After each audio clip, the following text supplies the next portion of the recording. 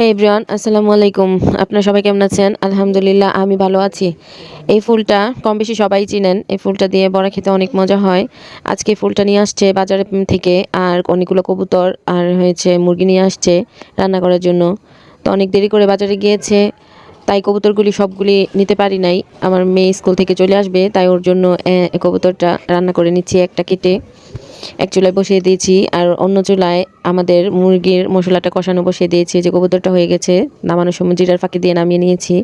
তো এই যে এইদিকে মুরগির মাংসের জন্য মশলাটা কষানো হয়ে গেছে, মুরগিগুলো দিয়ে দিচ্ছি।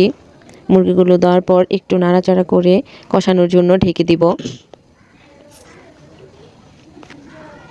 ঢেকে দিয়ে তারপরে একটু পরে ওই চুলায় আবার ভাত বসিয়ে দিয়েছি। রান্নাঘরটার মানে দুপুরবেলা অনেক ব্যস্ততার মধ্যে কাটে। রান্নাঘরটা ঢুকলেই যে এদিকে আবার মাংসটা হয়ে গেছে।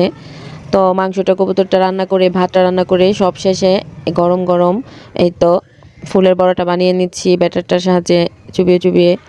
তো এটা বাজে হলে আমার রান্না অলমোস্ট শেষ, একটু পরে খাওয়া দাওয়া করবো সবাই। তো আজকের মতো এই পর্যন্তই। ভালো থাকবেন, সুস্থ থাকবেন, আল্লাহ হাফেজ।